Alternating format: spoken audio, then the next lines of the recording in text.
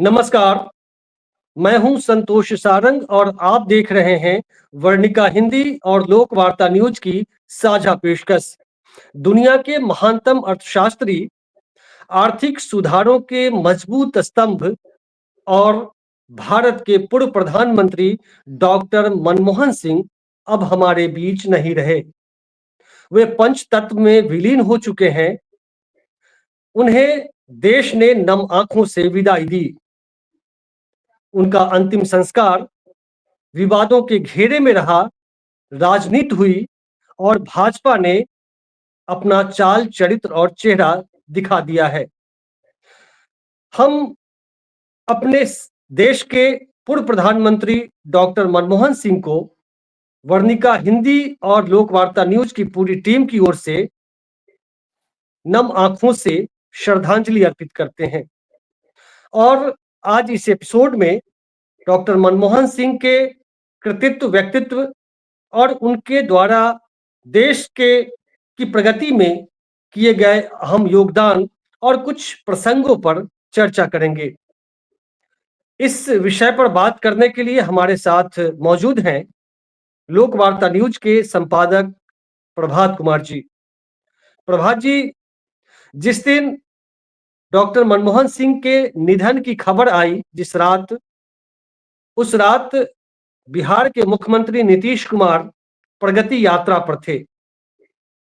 उन्हें कल मुजफ्फरपुर पहुंचना था, लेकिन उन्होंने यात्रा स्थगित कर दी। कि क्या यह यात्रा डॉक्टर मनमोहन सिंह के निधन को लेकर यात्रा रुकी? क्या नीतीश कुमार के मन में पूर्व प्रधानमंत्री मनमोहन सिंह के प्रति सच्ची श्रद्धा थी, सम्मान था, इसलिए उन्होंने स्थगित की? भारत के तमाम प्रधानमंत्री हैं, उसके हिसाब से उनके जैसा सौम्य, गंभीर, मृदुभाषी, ईमानदार, विद्वान प्रधानमंत्री इस देश को शायद अकेला मिला। इतना बड़ा व्यक्ति, इतना बड़ा बरगद, और जो हमेशा जमीन को चूमता रहा, और उनकी सादगी और उनका जो व्यवहार था वो हमेशा एक जैसा था। आपने सही कहा कि नीतीश कुमार ने अपना कार्यक्रम रद्द कर दिया गया। नीतीश कुमार सीतामढ़ी से लौटने के बाद 9:30 बजे ही उस दिन सो गए थे, और उनको उस रात मनमोहन सिंह के निधन की भी खबर नहीं मिल सकी। लेकिन मनमोहन सिंह के प्रति जो उनके मन में आदर और सम्मान था, जिस तरह से उनके एक बुलावे पर 2007 में वह आए थे बिहार, उस समय भी बाढ़ का महाप्रकोप हुआ था, और अगले साल जब नीतीश कुमार कोसी का प्रलय हुआ और कुशा बांध टूटा, और उस समय जिस तरह से केंद्र में यूपीए की सरकार थी और बिहार में एनडीए के मुख्यमंत्री नीतीश कुमार थे, लेकिन लोग बताते हैं कि नीतीश कुमार झोरा लेके गए और बोरा लेकर आए। आपको बता दें कि जब उनसे पूछा गया हवाई अड्डे पर, जब वो दिल्ली से लौटे, वैसे पूर्णिया में ही उन्होंने बिहार को घोषणा कर दी थी कि बिहार को एक बड़ी सहायता देंगे। वो पूर्णिया हवाई अड्डा पर ही बता दिया था। उन्होंने उस समय 1000 करोड़ रुपया और 1.25 लाख टन अनाज बिहार के जो बाढ़ पीड़ित थे उसके लिए दिया। उसके लिए जो मन में श्रद्धा रही होगी नीतीश कुमार की, और वह जो कठिन समय था जिसमें कोई अनुमान नहीं कर सकता था, वह निश्चित तौर पर मनमोहन सिंह का कनेक्ट बिहार से कई रूप में रहा है। वह जिस समय रिजर्व बैंक के गवर्नर थे, उस समय भी उन्होंने बिहार को कई तरह का उपहार देने की कोशिश की। उन्होंने यहाँ कई रिसर्च कराए जो एग्रीकल्चर बेस्ड थे, और उन्होंने बिहार के जमीन को परखते हुए एग्रीकल्चर डेवलपमेंट के लिए एक बड़ा अध्ययन कराया था। कृषि उत्पादन के लिए जो अध्ययन था उन्होंने कराया था। जब वह उपाध्यक्ष बने योजना आयोग के, तो उन्होंने बिहार के लिए फिर से अध्ययन कराया, और उन्होंने बिहार के विकास की समस्याओं पर एक विशेष परिचर्चा कराई और बिहार के लिए जो भी संभव था अपने रिपोर्ट में उन्होंने उसकी अनुशंसा की। इतना ही नहीं, 2004 की बात आप कीजिए, विशेष राज्य का दर्जा आज भी वह सवाल बना हुआ है, लेकिन प्रधानमंत्री मनमोहन सिंह ही वह व्यक्ति थे जिन्होंने रघुराजन कमेटी का गठन किया था और उसके रिपोर्ट के आधार पर बिहार में कोशिश की थी कि बिहार को कम से कम आर्थिक पैकेज दिया जाए बड़ा, क्योंकि झारखंड के बंटवारा के बाद लगातार बिहार में न्याय के लिए बात हो रही थी। बिहार जिस तरह से झारखंड अलग हो गया था, प्राकृतिक संसाधन खान खनिज सब यहाँ से अलग हो चुके थे, बड़े कारखाने और जो भी बिहार के आर्थिक स्रोत थे वो झारखंड में चला गया था। तब भी मनमोहन सिंह ने बहुत बिहार के साथ न्याय किया। कई ऐसे मामले हैं और आज नीतीश कुमार दिल्ली में है और उनके परिवार से भी मिलने वाले हैं, ऐसी चर्चा है। वह उनके परिवार से मिलने और कुछ स्वास्थ्य कारणों से दिल्ली में गए हैं। प्रभात जी, लेकिन जो चर्चा मैं सुन रहा था कि बिहार बीजेपी नहीं चाहती थी कि ये प्रगति यात्रा नीतीश कुमार की रुके, क्या है इसको लेकर कोई जानकारी आपके पास? देखिए, जिस तरह से मनमोहन सिंह के निधन के खबर को छिपाया गया और वह उन्हें उस रात भी पहुंचाया जा सकता था, उसमें एक बड़ी भत पिटने की कोशिश की जा रही थी। अगर वह माने राष्ट्रीय शोक के अवसर पर अगर मुजफ्फरपुर में यात्रा करते, उद्घाटन का कार्य करते, तो इससे नीतीश कुमार की कितनी खिंचाई हो सकती थी राजनीतिक और किस तरह का उनको मानसिक आघात पहुंचाया जा सकता था, ये आप समझ सकते हैं। तो ये खबर उन तक नहीं पहुंचाई गई, जबकि दो दो डिप्टी सीएम हैं जो भारतीय जनता पार्टी के हैं और इतना बड़ा मंत्रिमंडल का काफिला है, अधिकारियों का काफिला है। निश्चित तौर पर नीतीश कुमार को कहीं ना कहीं से इस सूचना को नहीं देकर कहीं ना कहीं इस जाल में फंसाने की कोशिश की गई थी कि वह अपनी यात्रा को रद्द किए बिना एक श्रद्धांजलि समारोह का औपचारिकता कर अपनी प्रगति यात्रा को जारी रखें, लेकिन ऐसा हुआ नहीं। जब वह 9 बजे सुबह जगे और उनको अखबार के साथ जो उनका एक विशेष सेवक हरेंद्र सिंह नाम है, उन्होंने उनको जैसी ही सूचना दी कि मनमोहन सिंह नहीं रहे, वो कई मिनट तक तो आहत रहे और उसके बाद उन्होंने सीधा सीधा तैयार होने के बाद मुजफ्फरपुर के डीएम और एसएसपी को फोन लगाया और वहीं से सीधा सीधा यह कार्यक्रम रद्द कर दिया गया। चिट्ठियां बाद में निकली है, नीतीश जी ने डायरेक्ट मुजफ्फरपुर के डीएम और एसएसपी को बताया कि और उसके बाद राष्ट्रीय शोक की घोषणा हुई। तो आप इस साजिश को समझ सकते हैं कि जो एक अन्य मार्ग में बीजेपी के एजेंट के तौर पर अधिकारी बैठे हुए हैं, वो किस तरह से नीतीश कुमार का भात पीटना चाहते हैं। किसका एजेंट? बीजेपी का एजेंट। बीजेपी का एजेंट। जी। ये बताइए प्रभात जी की विधायक हैं जो अभी भी नीतीश कुमार का साथ नहीं छोड़ रहे हैं, काया छाया के साथ काया में चिपके रह रहे हैं।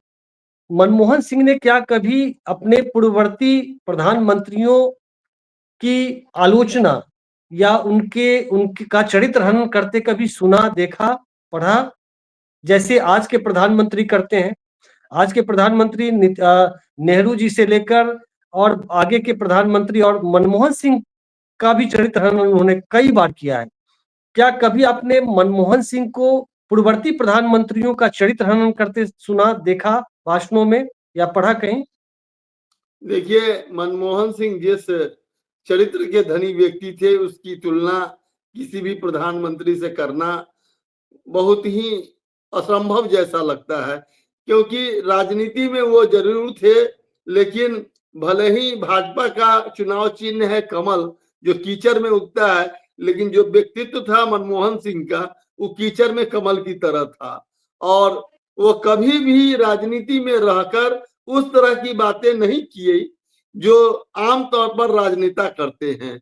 उनके राज्य में लालू प्रसाद यादव भी रेल मंत्री थे और उन्होंने जो गरीबों के लिए जो काम किया, और उस समय ग्रामीण विकास मंत्री इसी वैशाली मुजफ्फरपुर के रघुवंश प्रसाद सिंह थे, और उन्होंने मनरेगा का जो कॉन्सेप्ट लाया था, जो अलग अलग जो गारंटी, रोजगार गारंटी की योजनाएं देश में चल रही थी, फूड फॉर वर्क था, नेशनल एम्प्लॉयमेंट प्रोजेक्ट था, कई तरह का योजना थे, जिस सब योजना को मिलाकर उन्होंने जिस तरह से 100 दिन का रोजगार गरीबों को देने का एक बड़ा फैसला लिया, वो ऐतिहासिक फैसला है। आपको एक और बात बता दें कि उन्होंने रेल मंत्री के रूप में जो बजट बनाने का अवसर लालू प्रसाद यादव को दिया, और उसमें जिस तरह से रेल का भाड़ा कम हुआ,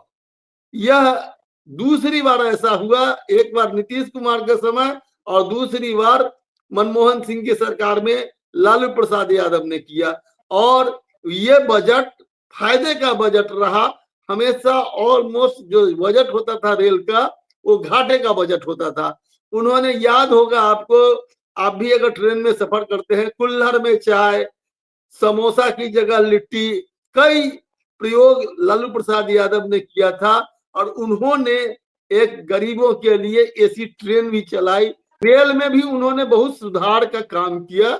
और आपको बता दें कि जिस तरह से वह वित्त मंत्री बने थे, और उस समय पीवी नरसिम्हा राव उस समय भारतीय राजनीति से दूर थे, माने वो मेन स्ट्रीम की राजनीति में नहीं थे मनमोहन सिंह, और उस समय उनको तलाश थी एक ऐसे वित्त मंत्री की जो देश जिस तरह से आर्थिक खस्ताहाल में पहुंच गया था, और जिस तरह से बांग्लादेश और श्रीलंका की हालत हो गई थी, कहीं भारत की भी स्थिति कहीं ना कहीं ऐसी ही हो गई थी। और उस समय मनमोहन सिंह जैसे व्यक्ति की खोज हुई, और वो बिहार भारत के वित्त मंत्री बने, और उन्होंने जिस तरह से आर्थिक सुधार किया, और जो भारत का बजट था और जो भारत की अर्थव्यवस्था थी उसमें जो सुधार किया, उसकी सराहना देश और दुनिया ने किया। कोई देश ऐसा नहीं है जो नहीं किया। यह जी गौरव किसी अन्य अर्थशास्त्री या वित्त मंत्री को नहीं प्राप्त है। उन्होंने जी प्रधानमंत्री के रूप में भी उसको जारी रखा। पूर्व प्रधानमंत्री डॉक्टर मनमोहन सिंह बोलने में नहीं, काम करने में विश्वास करते थे, और आज के प्रधानमंत्री काम करने में कम और बोलने में अधिक विश्वास करते हैं। मनमोहन सिंह को इसलिए मौन मोहन सिंह और मौनी बाबा तक कहा गया। 2014 में जब सरकार बन गई नरेंद्र मोदी जी की, तो उस समय एक प्रेस कॉन्फ्रेंस में उन्होंने साफ साफ कहा था कि मैं कहीं से भी कमजोर प्रधानमंत्री नहीं था, मैंने जो देश के लिए किया है उसको देश याद करे। अभी इसी साल फरवरी में वित्त मंत्री निर्मला सीतारमण ने श्वेत पत्र जारी करके मनमोहन सिंह सरकार के 10 साल के कार्यकाल के दौरान 15 घोटाले का जिक्र किया था। लेकिन उसी घोटाले के आरोपियों को बाद में बीजेपी ने अपनी पार्टी के साथ शामिल कर लिया, सरकार में शामिल करा दिया। तो ये जो चरित्र है बीजेपी और बीजेपी के मुखिया, प्रधान सरकार की जो मुखिया हैं नरेंद्र मोदी की, और फिर मनमोहन सिंह की अगर व्यक्तित्व की तुलना करें तो कहाँ ठहरते हैं अभी अभी के प्रधानमंत्री, और मनमोहन सिंह को किस रूप में आप देखते हैं? कथनी करनी में जो अंतर है। देखिए, इस मनमोहन सिंह के समय में जिस तरह से महंगाई को लेकर, माथे पर गैस का सिलेंडर लेकर सुषमा स्वराज जैसी नेता प्रदर्शन सड़क पर दिल्ली के कर रही थी, और कई नेता उसमें शामिल थे, जबकि उस समय गैस की कीमत 500 रुपए भी नहीं थी। और आज जब उसका डबल हो चुका है, तो आज कोई प्रदर्शन नहीं है और कोई उसका विरोध नहीं हो रहा है। जिन घोटालों की बात हो रही है, जिन घोटालों को लेकर श्वेत पत्र जारी किया गया, तो आरोप पत्र भी इस सरकार को जारी करना चाहिए। अगर मनमोहन सिंह दोषी हैं तो वो आरोप पत्र भी आना चाहिए। जिन घोटालों की बात करता है, जो भी स्पेक्ट्रम घोटाला हो या जो भी हो, आज तो बीएसएनएल जैसी संस्था निजी कंपनी के का गुलाम बन के रह गई है। उसको सिर्फ सुविधा देने वाली एक, माने मुफ्त में सुविधा देने वाली एजेंसी के रूप में काम कर रही है।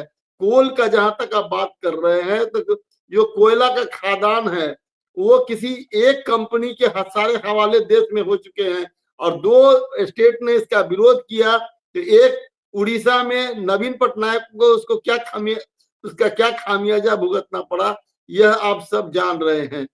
किस तरह से झारखंड में हेमंत सोरेन के साथ व्यवहार हुआ वह भी समझ रहे हैं, सब मालूम है। तो इस सरकार और उस सरकार की जो अंतर की आप बात कर रहे हैं, तो जनता हमसे ज्यादा अच्छा विश्लेषण कर सकती है।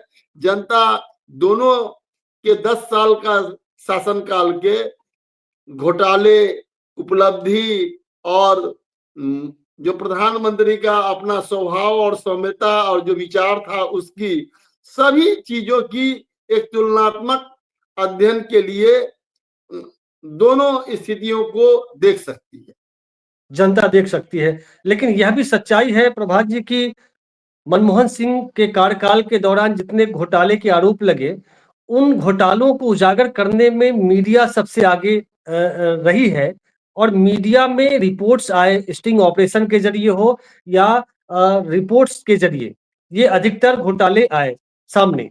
लेकिन आज तो अंदर ही अंदर कितने घोटाले हो रहे होंगे, जिसमें अभी कैग की रिपोर्ट भी पिछले दिनों आई, जिसमें कई चीजों के बारे में बातें सामने आई कि कितनी अनियमितता है, लेकिन किसी मीडिया में उस पर खबर नहीं थी।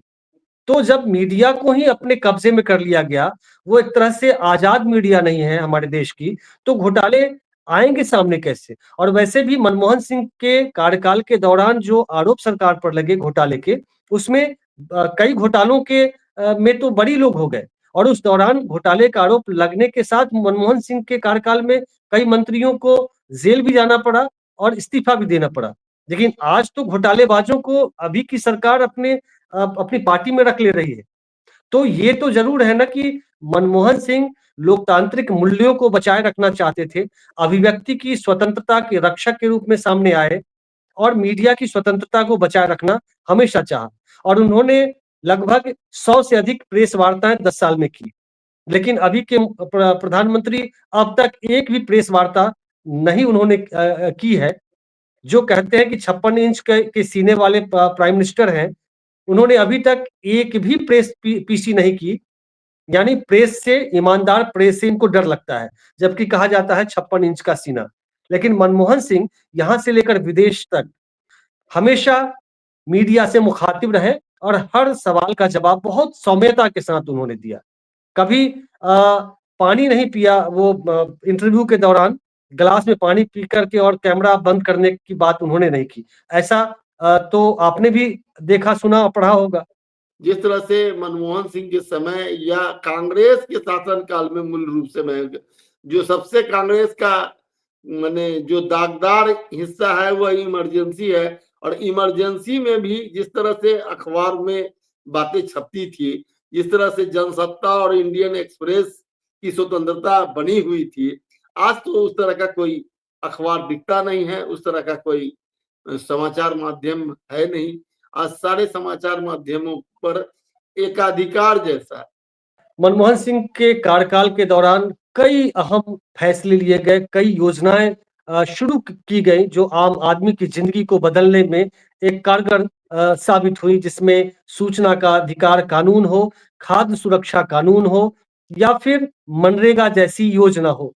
ऐसी कई योजनाएं शुरू हुई जिसको आज यह सरकार, वर्तमान सरकार उसी को आगे बढ़ा रही है और वाहवाही खुद ले रही है। मनमोहन सिंह का व्यक्तित्व विराट व्यक्तित्व है। वो ईमानदार व्यक्ति थे, झूठ नहीं बोलते थे और जनता के लिए काम करते थे और यह एक अर्थशास्त्री ही कर सकता है, एक विद्वान व्यक्ति कर सकता है जो न झूठ बोलता हो, न कथनी करनी में अंतर हो। इस एपिसोड के अंत में फिर एक बार हम ऐसे सच्चे भारत के ऐसे सच्चे सपूत राजनेता को हम नमन करते हैं। मिलते हैं अगले अंक में, तब तक के लिए नमस्कार, शुक्रिया।